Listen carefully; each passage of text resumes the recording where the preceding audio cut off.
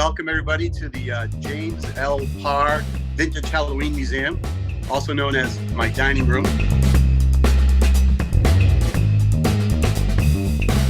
I've been collecting for a little over 10 years, and I'm here in Framingham, and it was because of my connection to Framingham that started me on this Halloween collection. I love Halloween anyway, and when I was researching some information about this Halloween haunted trolley tour that I did, I found this unbelievable collection of Halloween decorations and booklets and invitations that the Dennison made about a quarter mile from my house. And I just got really interested in them and started collecting them. And so it's been about 10 years, and I have a pretty good collection. I've since branched out into other things besides Dennison. So I will give you a little tour and a little history at the same time. So let's get started. So we are going to go this way. And first I'll give you a little panoramic tour of the museum. People ask me, does it look like this all the time? And I say, no, at Halloween time, there's more stuff. And there is quite a variety of material in here. I just collect anything that I like, that I like the graphic. So I'm just gonna, before I get to the Dennison, I'll show you some of the other things that I've collected. There might be a little bit of glare here, but these are actual cardboard backings for lollipops. They're made by a company, the Rosen Company in Providence, Rhode Island, and these are pretty highly collectible. And again, these are probably from the 20s or 30s, and I just really like the graphics on them. Some more recent things I've collected. I know, again, a little bit of glare, but the post office has put out Halloween stamps the last couple of years. So the jack-o'-lanterns were from about 3 or 4 years ago, and the spooky silhouettes were from this past Halloween. And they make a good collectible. Here's my homage to the legend of Sleepy Hollow and the Headless Horseman. A few examples of other things I collect. This is just a poster that I saw hanging up somewhere from only a couple of years ago, but I really like the graphic. So that made it into the collection. This is an old board game called Alfred Hitchcock Presents Why. It's got a little haunted house on there. And these are the detectives that are going to help to solve the mystery. And you might have seen the Casper board game as well over here. Down here, these are some old invitations and place cards from probably the 1920s, not made by Dennison. Some of them were made by Hallmark, which was in Boston way back in the 1910s and 20s, and then they moved to Dedham, where I'm from. But these are a lot older than that era. And next we come to my postcard collection. Postcards were popular around the turn of the 20th century, and people would send them out at every holiday. And I really like the postcards because they help us learn a little bit of the history of Halloween. So the ones in the back row here, these are by a very famous postcard artist named Ellen Clapsaddle. She has a very distinct style, as you can see. And then the ones in the front, they actually depict some of the Halloween traditions that have since gone by the wayside. This one, I hope you can see it. Let me know if it's either blurry or out of focus or I'm too close, but there's some little boys stealing a gate. And back in the early 20th century, Halloween was really a two-part holiday. For the kids, it was a night of mischief and playing pranks and running around the streets and causing all kinds of uproar. And for the adults, it was having parties. So these kids are doing a prank of stealing a gate. And in some areas of the country, Halloween or the night before was actually called Gates Night. This one here, I don't know if you can see, it says Tic Tac on the window pane. And that was either like a pea shooter with pebbles in it, or a string where you would get a pebble that would tap on the window pane. And when the person came out, you would pull the string and they wouldn't know what was tapping on their window. And in some parts of America, Halloween or the night before was called Tic Tac Night. Now, some people might remember in Framingham and surrounding communities, we used to celebrate Cabbage Night, which was the night before Halloween. And when I did a little research, I found out why.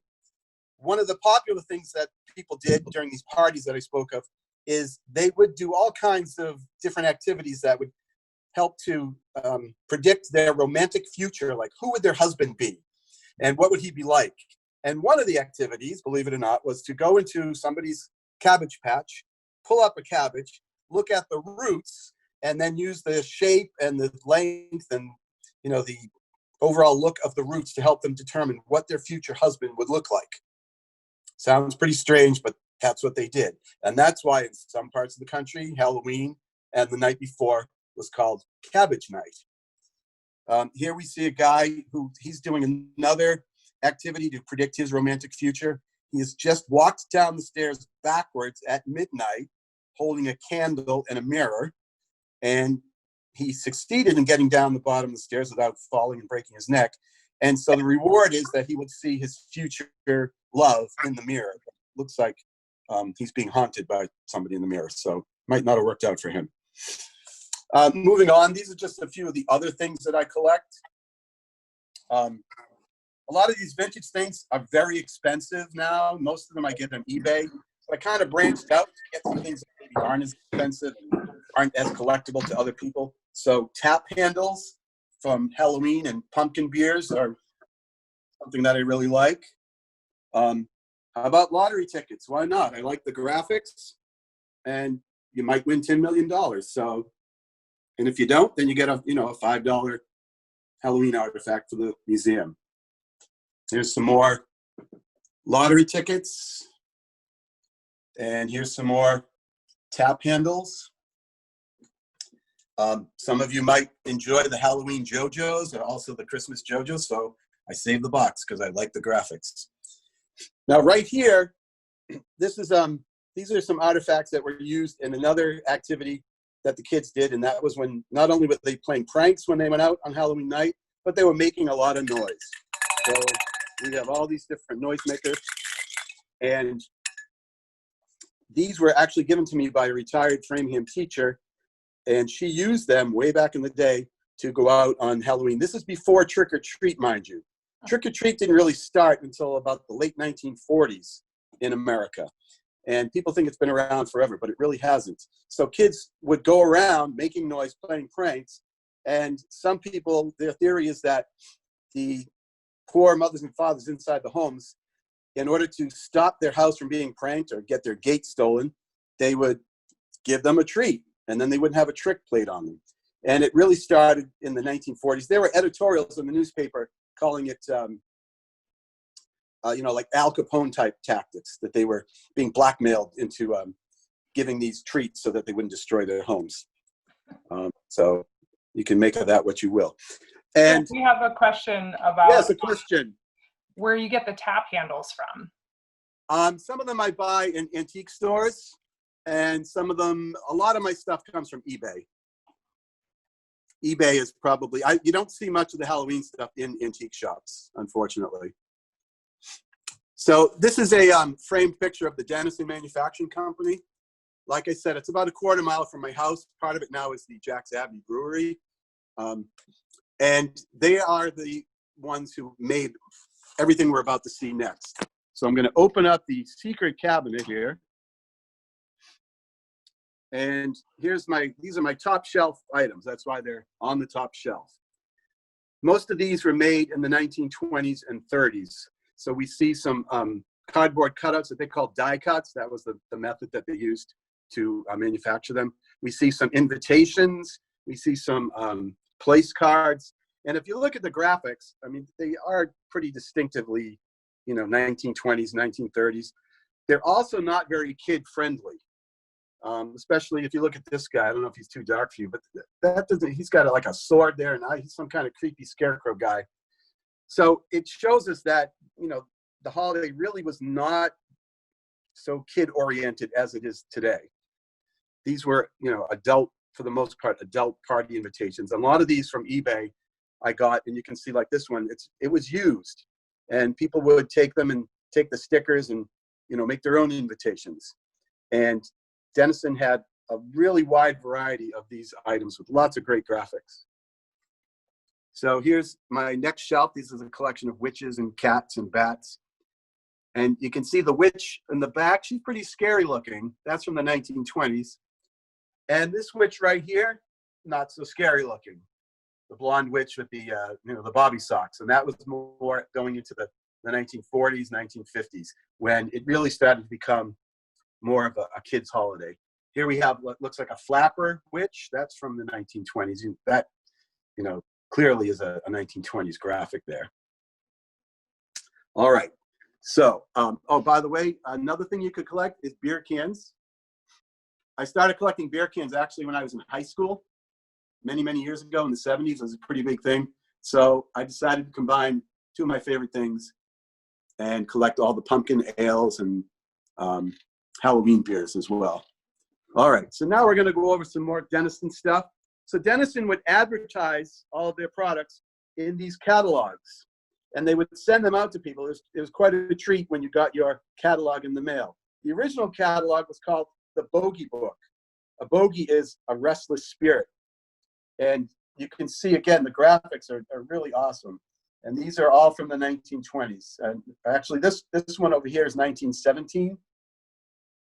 And this one here, I believe, is 1919. And then we get into the 1920s.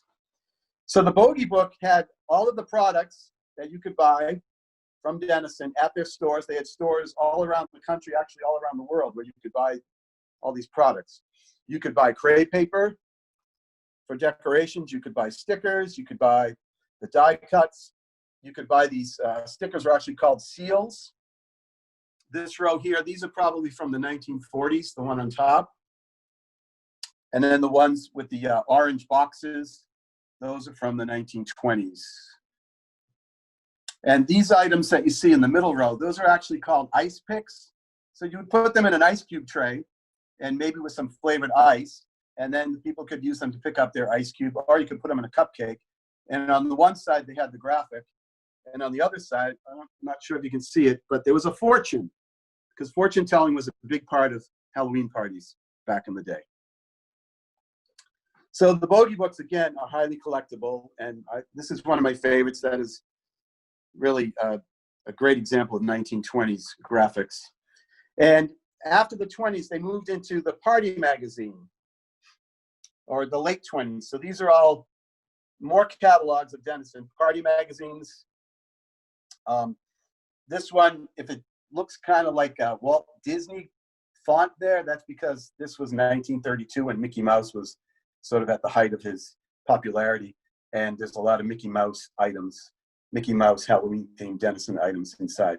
So inside of these, like I said, there were all of the products you could buy, but there was also directions. So you could make your own costumes out of Dennison crepe paper.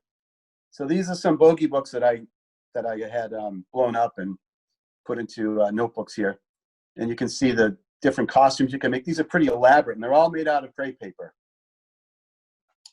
And also inside were these party activities, games, and ideas for different things you could do, like riddles. So what is it which a cat has, but no other animal? Kittens. There were also fortunes that you could tell. And yes, in here, there is the directions on how to get your own cabbage and be able to tell who the love of your life would be someday. So I'll just go over the Boogie Books again. These are probably my favorite things in the Dennison collection, just because I really love the graphics. And a lot of them, they have nice graphics on the back as well. Some of them are, fold out pictures. And just a few more things in the collection that aren't Dennison. These are old ads from Life magazine, advertising beer and cigarettes and a Milky Way bar. And New Yorker covers are collectible. Usually they have a Halloween themed cover every year. This particular one, there might be some glare in it, but that was last Halloween. The other one's a little bit older. Child Life was a Rand McNally publication that has some great covers in the 20s and 30s. And there's all my Dennison die cuts from all the different holidays. And some of you, if you're a certain age, you might recognize this package. These are probably from the 60s, and a lot of us might have these in our classroom or in our homes. That's that's my Halloween museum. And I hope everyone enjoyed it. I'll answer any questions that you might have. Yeah, there was another question about Yes. from Colleen about, and you partially just answered it with that last framed picture. Did they do this same thing for every holiday, like with books and everything like that? Yeah, Dennis. Yeah, they started with a Christmas book. You mean the little catalogs? Yeah. Yeah, they had a Christmas book, which was around 1902, and the Boogie Book came around in around 1911. And then those are the only two that were for a particular holiday. And then in the spring, they had what they called the Party Book, and that included all the spring holidays. And the Boogie Books would have Thanksgiving in them as well. Oh, okay. And so they did that up until around the time of the Depression, and then they kind of faded out. And they had catalogs over the years, but none of them were as interesting as the ones from the 20s and 30s. And Dennison was around till the 1990s here in Framingham, and then they got taken over by Avery. And now I don't think they make, mostly they make like office supplies, Avery does, but I'm not sure they make any kind of Halloween decorations at all. There's still one company called the Beistel Company. They were started back in the early 1900s, and they're still around making these same kinds of decorations for Halloween. I love those costumes, those paper costumes. That's yeah. Well, they would sell the crepe paper in like big wide sheets. You could get just a plain solid color, and they gave you directions. They would sew them, and they were sewn costumes. And once in a while, you'll see a complete costume on eBay that somebody saved. They're 100 years old, but they put all that effort into making them, so they kept them. I appreciate your time so much and taking You're welcome. through that. It's welcome. I can speak at least for myself. It's definitely welcome to be in someone else's house for at least 20 minutes a week. Yeah, well, I'm happy to have all you visitors. There are lots of people have seen it live. That they've been in the museum itself, but it's the last time anyone came. I don't add a whole lot of stuff now. Like I said, the vintage stuff on eBay is really expensive because everybody wants it. And for some reason, all of this stuff was stuff that was meant to be thrown away, really. And people saved it. And so probably because it was so well made by Dennison and so interesting. Yeah. And for whatever reason, Halloween is the most popular holiday for collectibles, more so than Christmas. That's interesting. Yeah. So you got to really scrounge around to find things. We have a couple more questions. Sure. One is, do you know if Halloween foods were always candy, if it was always treats like that, or if there was any, change over the years of what kind of treats? Yeah, well, when trick-or-treat started, like in the 40s, it could be anything. It could be cookies, donuts, whatever people baked, because people were a little more trusting back then. Yeah. But this isn't an answer to the question, but a lot of people have done bobbing for apples, which is one of the things that one of the old traditions that still hangs on. Probably not anymore, but at least when I was a kid, the Boy Scouts and the game with the donut on the string, where you have to eat it. Those were actually originally games that were designed to figure out who your intended love would be. They would either put names on the stems of the apples, like all the boys and girls that have different buckets, or they would look at the teeth marks and they would try to determine what the initial was of your future love.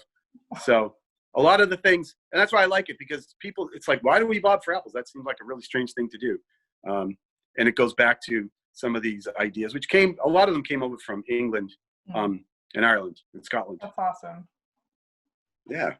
That's great. Thank you. And if anybody has any old, like Dennison stuff in their attic or basement and they don't know what to do with it, you can contact me and, I'd love to have it, make it part of my museum. And at some point, I intend to donate a lot of this stuff to the History Center. They have a pretty good collection of Halloween stuff. It was a couple of years ago, they found this missing Dennison collection. It had been gone for about 20 years. Dennison actually had, they kept their own history. They had their own history room down in the old factory. And when Avery took them over, they packed up the history room and sent it out to California. And there were rumors of this history room, all this stuff for years and years and years. And finally, they found it, and they sent a lot of the stuff, a lot of, papers and documentation, and also some of these goods too. So they now have a really good collection of Dennison artifacts. down at the History Center. Oh, that's great. Yeah. And the History Center has been doing some virtual stuff as well, haven't they? They've been, in this time, they've put some things up. Is that true? They have. You should check out their website. I know they've had some virtual tours of their like their top 10. Yeah.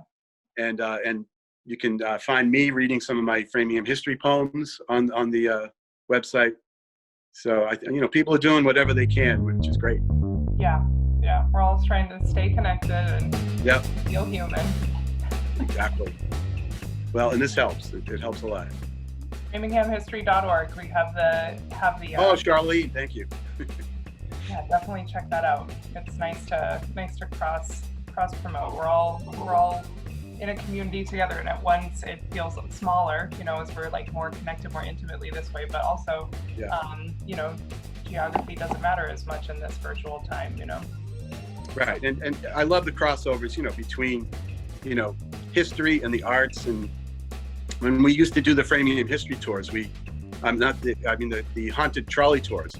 So we involved, the Framingham community theater people, and bring all of these together just to to learn a little bit, but to have fun as well. Yeah. Thank you so much. Thank you everyone for being here. You're welcome, Janelle. Thanks everybody.